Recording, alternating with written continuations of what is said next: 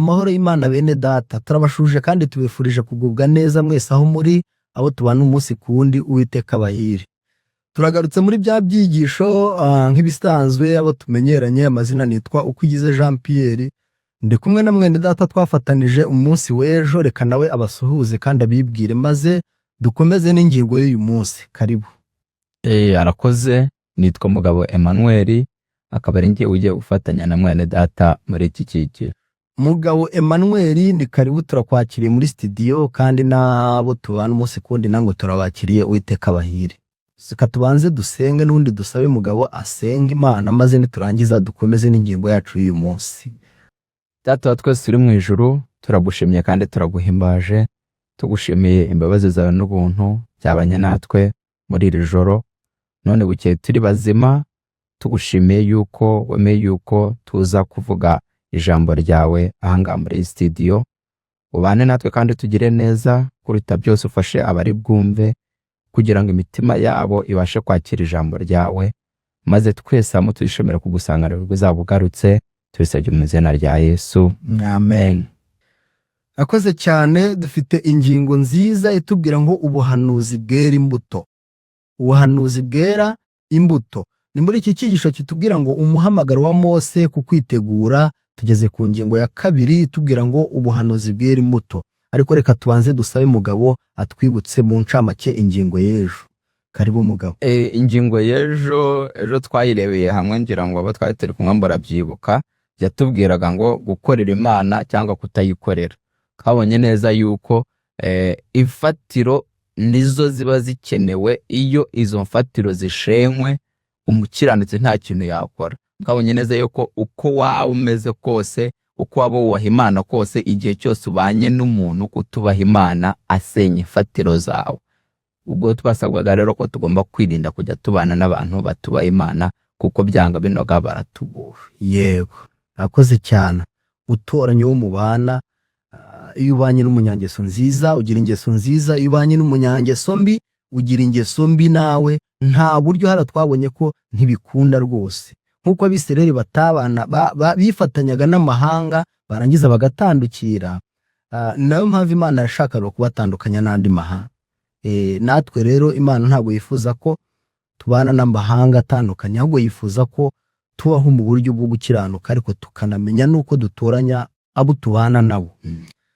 Ni umuburo mwiza rero, ubuhanuzi bwera imbuto. Dusomere muri Amosi ibice 3:7 kugeza 8. Mu kibazo tubazwa ngo ni ukubera iki dushobora kwishimira by'ukuri agaciro k'ubuhanuzi. Muri Amosi 3:7-8 hari amagambo avuga ngo ni ukuri Uwiteka Imana ntizagira icyo ikora itabanje guhishurira abagaragu bayo b'abahanuzi ibihishwe byayo. 8. Intare iyo itontomye harutatinya. Uwiteka Imana yaravuze ninde warorera guhanura? Noneho uhita udusomera no muri Amosi ibice 4:4. Mu kibazo tubazwa ngo ikibabaje ariko ni gute abantu bavuga ko ari ubwoko bw'Imana bakunze guhora bayigenza. 4:4 hari amagambo avuga ngo nimuze i Beteli mucumure, mujye n'i Gilugari muhagwirize ibicumuro, mujye muzana ibitambo byanyu uko bukeye, kandi uko iminsi 3 ishize mujye mutura kimwe mu 10, kandi muture amaturo y'ishimwe hamwe n'ibisembuwe, muvuge n'amaturo muturana umutima ukunze, muyamenyekanishe kuko ari byo mushima. Bisiraheli mwe ni Uwiteka Imana ivuga. Yego. Urumva hariya harimo gukora ariko kudashimwa. Nimukora ibi ariko mubikore mukiraniwe. Noneho rero Abisirayeli bitwikirizaga gukiranirwa, barangiza bagakora ibintu bigaragarira amaso ko bari kubahisha Imana yabo, nyamara bari gukirane. Ni ikibazo kandi natwe ndiko usanga turi mu nsengero, usanga turi mu makorari, usanga turi mu gufasha, usanga turi gutanga amaturo na kimwe mu 10, ariko ibyo tukabikora tugaragara nk'abubahisha Imana, nyamara kandi bikubiyemo kwisuzuguza. nshuti dukwiriye guhindura tukumva uyu muhamagaro wa Mose, uyu muhamagaro ngo ni umuhamagaro wa Mose wo kwitegura, ariko tugomba kwitegura gusanganira Imana yacu. Ntabwo dukwiye kwitegura tuyiryarya, ahubwo dukwiye gushyira ibintu ku murongo. Noneho kimwe na Mose, ni ubuhe butumwa tugomba kwamamaza nta gutinya, nk'uko Yohana umubatiza yabigenje muri Mose 4:12. Hadusomere cyane twumve ahaheruka habo. Karimo ariko nicyo gituma nzakugenzereza ntya Isiraheli we, ubwo nzakugenzereza ntyo itegure gusanganira Imana yawe Isiraheli we. Yego, itegure gusanganira Imana yawe Isiraheli we, kandi binyuze muri kwa kumvira amategeko. Hano hari amagambo atubwira ngo mu gitabo cyitwa Abahanuzi n'Abami, ku bakunda gusoma ibitabo by'umwuka w'ubuhanuzi ku ipaje yaho y'108, hari amagambo atubwira ngo nyamara ntabwo Uwiteka yaretse Abisiraheli atabanje gukora ibishoboka byose ngo abagarure kumwubaha no kumwumvira. Ntabwo Uwiteka yigeze areka Abisiraheli, ahubwo igihe cyose abonye bari mu makosa, abonye bamutaye, abonye bamuretse, Uwiteka mu mbabazi ze yaragendaga akababurira, akabacyaha, nuko kugira ngo abagarure. Ariko akenshi iyo bamunaniraga yarabarekaga.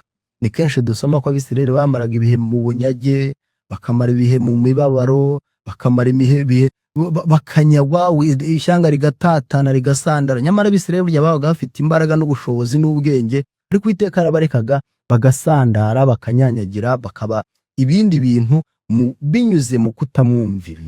Aha rero natwe igihe tuzareka Uwiteka tukirengagiza ubuhanuzi bwe, ubuhanuzi Imana duhanuriye ntitubwiteho, tuzagira ingaruka nk'izo. Mugareka tuguhe karibu ugire icyo uvuga kuri iki cyigisho. Iki cyigisho kivuga ngo ubuhanuzi bwera imbuto. Hano biragaragara neza yuko Abisiraheli bagiye babwirwa, ariko ugasanga nyine ntabwo beza imbuto.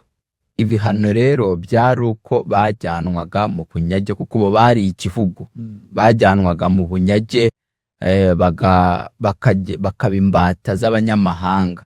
Kuri bo rero byabaga ari igitutsi, nta nubwo barebaga bemeye kuba imbata za bene se, ariko none babaga imbata z'abanyamahanga, rero byabaga ari igitutsi kuri bo ndetse no kuwiteka. Ibyo rero byarababazaga. Abantu bakunda gusoma bazabisanga muri Zaburi, bageraga mu banyamahanga bati twaririmba indirimbo z'i Yerusalemu gute kandi tutari iwacu, turi mu mahanga. Byarababazaga, bakarira, bakaboroga, Uwiteka akongera akabagira umutima w'impuhwe, akongera akabagarura. Ubwo rero turasabwa rero natwe kwirinda, kuko twebwe ngo ntabwo turi igihugu cyangwa ngo n'igihugu cy'abakristo, ahubwo twe turi abantu basa nabo bavangavanze mu isi. Ariko natwe nitutumvira Uwiteka, n'ubundi byanga binoga tubimbata n'ubundi z'abapagani. Ni ikibazo. Uwiteka yagiye afata Abisiraheli akabatumaho, yatumye Elisa, yatumye Eliya, yatumye abahanuzi ba Mose, ba Obadiya, ba Hoseya, yagiye atuma abagaragu be ku Bisiraheli, ariko Uwiteka yanezezwaga nuko bamwumvira. Ariko iyo batamwumviraga byabaga ari ikibazo. Twebwe bimeze bite muri iki gihe? Nshuti tubana umunsi ku wundi, tega amatwi aya magambo. Aratubwira ngo nk'abantu bizera ko Kristo agiye kugaruka vuba, dufite ubutumwa tugomba kugeza ku bantu bugira buti itegure gusanganira Imana yawe. Ubu butumwa natwe turabufite. Ubwo Imana yahaye Mose ngo ashyire Abisiraheli, natwe uyu munsi turabufite. Itegure gusanganira Imana yawe.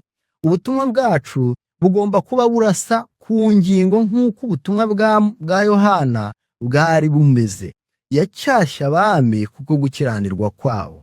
Nubwo ubuzima bwe bwari buri mu kaga, ntiyigeze azarira kubwamamaza ijambo ry'Imana, kwamamaza ijambo ry'Imana. Kandi umurimo wacu muri iki gihe ugomba gukoranwa ubudahemuka nk'uwo nguwo, cyangwa se nk'ubwo nguwo, kugira ngo dutambutse ubutumwa nk'ubwo nk'uko Yohana yabutanze. Tugomba kugira imibereho y'iby'umwuka nk'iyo yari afite. Umurimo nk'uwo ugomba gukorerwa muri twe. Tugomba guhanga amaso yacu ku Mana, kandi mu gihe tuyitegereza twebwe twikuraho amaso. Izina ry'Imana rihabwa icyubahiro. Hano ubu butumwa birerekana ko dukwiriye kuvuga nk'uko Yohana yavugaga, dukerurira isi, tukabwira abantu ko bari mu byaha. Hari ikintu abantu bakunda kuvuga bati ntabwo dukwiriye gutera ubwoba. Nibyo koko, burya ntabwo dukwiriye kujyana ubutumwa dutera abantu ubwoba tubabuza gukora, ariko dukwiriye kubwira abantu bari mu byaha ko ibyaha barimo bizabarimbuza. Yesu agiye kugaruka. Mugabo, niba nsanze uri amahoro nta kibazo ufite, ntabwo nkwiriye kukubwira ubutumwa bugutera ubwoba. Ariko niba ngusanze mu byaha, nari nkwiriye kukwerura nkakubwira, mugabo, ibintu urimo bizakurimbuza, wari ukwiriye kunyerurira. Twari dukwiriye kubwira abaturanyi bacu, tukabwira abo tubana, tukabwira abari mu makorari, abo tuyoboye mu matorero, tukababwiza ukuri, tukababwira ko Yesu agiye kugaruka, bakwiriye kureka amakosa n'ibyaha bakora, maze tukitegura gusanganira umwami wacu, kandi natwe tukaba nyambere mu kurangaza abandi imbere mu gutandukana n'amakosa n'ibyaha n'ibicumuro ibyatumaga Imana itandukana n'ubwoko bwayo. Rero Imana idufashe, iduhe kumva ko dukwiriye kuba mu mwanya wacu nk'uko Imana idushakira, mu izina rya Yesu. Ariko reka tubanze twakire Mugabo maze agiye icyo avuga dusoza iyi ngingo. Karibu Mugabo. Arakoze. Ngira ngo nk'uko yagiye abivuga, ubuhanuzi bwera imbuto. Biragaragara ko neza uyu muhanuzi turi kugenda tureba imbuto zo zari zagaragaye. Ndetse hano hari isomo baduhaye riri muri Matayo 3:1-2. Haravuga ngo mwihane kuko ubwami bwo mu ijuru buri hafi. Ubwo rero ntago wabwira abantu kwihana nawe ugikora ibyaha. Bivuze iki? Bivuze ngo ibyo wowe ujyanye kubwira abantu wakagombye ko warabiretse mbere. Nibyo Yohana rero, niko Yohana yari ameze. Rero Yohana yigishaga ibyo kwihana, ariko we yari yarihanye mbere. Ibyo rero nibyo bita kwera ubuhanuzi, ariko bwazanye n'imbuto. Kugira ngo nicyo ntabwo yavugaga gusa, ahubwo yaranakora. Warakoze cyane. Arakoze. Rero natwe tuvuge kandi tunakore kugira ngo barebe. Imana ihabwe icyubahiro. Tubifurije kugubwa neza, tubahamagarira gukora subscribe, gukora share, kohererezanya ibyigisho, gukora komanteri, mukatubaza ibibazo, mukatwunganira kugira ngo dusangire ijambo ry'Imana. Burya biryoha bisangiwe. Uwiteka abahe umugisha mu izina rya Yesu. Amen. Amen.